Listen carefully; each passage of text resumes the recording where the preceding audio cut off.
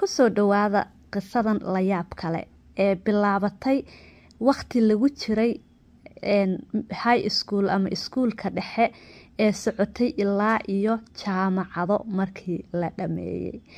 Haddaad ku cusub tahay daawada channelkan subscribe iyo saar fadlan. Haddaad ila sii joogtay like iyo share-ka waa support-ka kaliya eed igu support garayn karto. Soo dhawaada mar labaad. qisadan gabadh baan soo gelisay. gabadhan magaceeda ma aysan qisada dhexdeeda ku sheegin. waxay tiri gabadhani gabdho ayaan high schoolka isla aadi jirnay. waxay tiri markaan high schoolka aadi jiray yacni waxaan ahaa gabadh waxoogow yar cayilan iska aamusan.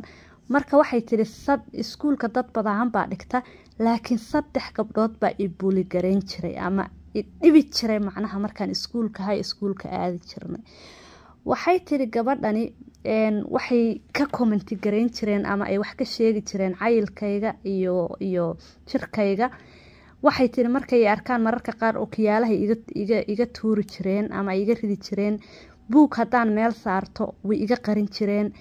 yacni waxay dhahday dhibaato aan geysanin bay mararka qaarkood gelin jireen oo ay dhihi jireen yacni ayadaa samaysay. waa 3 gabdhood oo saaxiibo ah bay tiri oo iskugu tagay ilaa waa nagu soo diray naago. waraa dil isugu ka taga waa dhibaato subxaanallah. ilaa waa nagu soo jeedin wallahi haweenka dhibkooda ay wataan ha yaraadaan amba ha weynaadaan. waxay tiri gabadhan 3 gabdhood isla dhigan jirnay high schoolka ama dugsiga dhexe.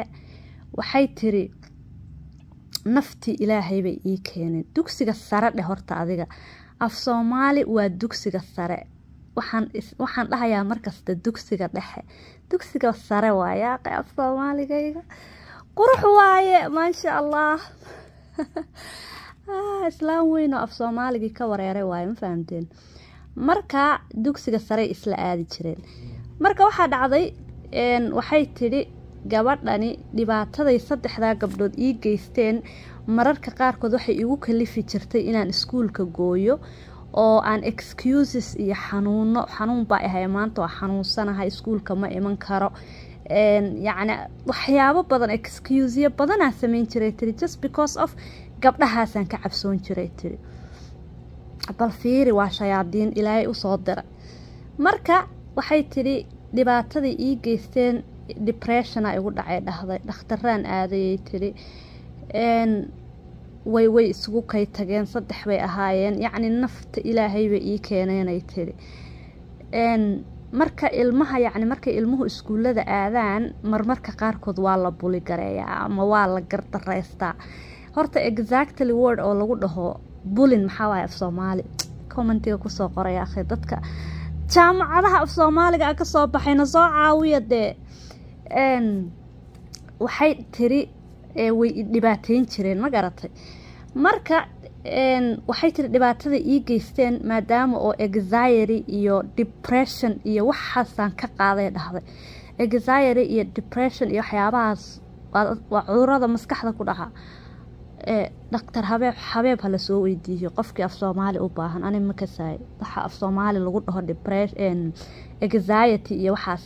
depression kana I don't know walwalka walaalkiisa ka weyn leh waay. marka isla hadal waaye isla hadal allah.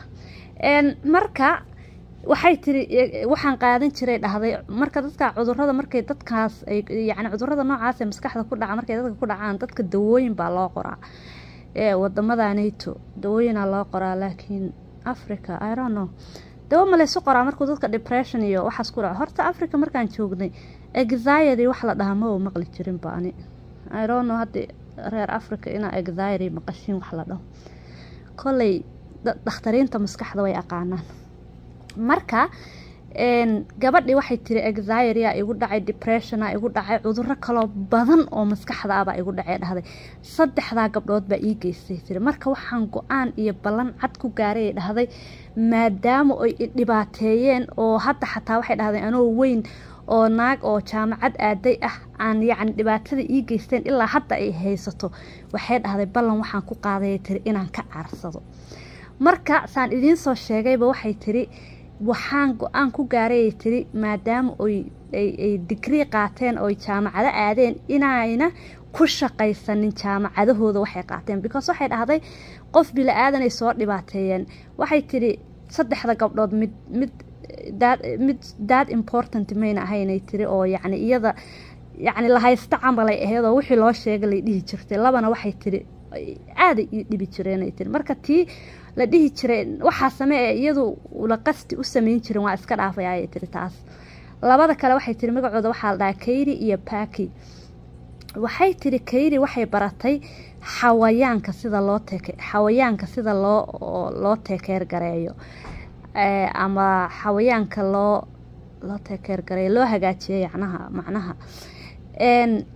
waxay tiri tii kale Bakina waxay baratay mental health nurse bay noqotay mental health okay mental health gabadhaanayta waxay tiri taasna aad uga xanaaqay tiri aniga waxay tiri intay soo dhibaataysay oo maskaxda buuq igaga soo furtay mental health hadana dhakhtar neersiga maskaxda caafimaadkeeda noqon kartaa miya ma dhici kartay dhahday waxay dhahday waxaan kala haysanay tiri yacni dadkan waa dad isku xaafada ah facebookyadooda iyo waxoodiyaan hayay dhahday waxay tiri facebookgaygii baan galay boosteraan qoray tiri dhibaatadii ay igu sameeyeen markaan high school dhiganaynay dhan aan qoray dhahday ma fahamtay iyagiina waxay tiri waan ku attach gareeyay si ay u arkaan waxay tiri way arkeen marka gabadhii ahayd Baki ee baratay mental health neeraska ahayd waxay tiri ila soo hadashay wayna iraali gelisay waxay tiri yacni waxaas ciyaalnima ii geynisay iga raali ahow boosterkana please yacni daji oo ka daji meesha because dadkan way shaqaystaan welibana waxay ku shaqaystaan degree ku shaqaystaan okay iga dajiyay tiri ma dajinayaan eriyay tiri welibana waxay tiri intaas oo qof baa sii sheer garaysay tiri على كل حال waxay dhahday anigana waxaan rabay bay tiri maadaama ani isoo dhibaateeyeen inaysan qof kala dhibaateyn say kulaha u noqonaysaa neerska maskaxda iyo midna ay u noqonaysaa ay tiri qof xawayaanka dayactira labadooduba dhibaatay hore u soo sameeyeen kulaha xanuunkan arkayaan rabay tiri inay iyaguna arkaan marka waxay tiri Baki naagtii ahayd neersada waxay tiri qofkii ahaa meeshii ka shaqeynaysay managerka ahaa ila soo xariiray dhahday oo boosterkii shaqadeedii meel kasta la gaarsiiyay dhahday waraa dadka yaa la dhibaatayni wallahi billahi qof ama yaraanta ku dhibaatay ama weynaanta ku dhibaatay way ka daba imaanay waraska iska dhaafaya dadka lama dhibe marka waxay tiri waxa ila soo xiriiray tiri qofkii ahaa managerkeeda waa gabadhii mental health nurse ka ahayd ee Baki ahayd tii kale waxay tiri qofna ilama soo xariirin ka socda shaqadeeda tan waxay tiri waxa ila soo xariiray tiri qofkii ahaa managerkeeda waxay tiri wuxuu igu yiri tiri screenshot fadlan iiga soo qaad ina soo dir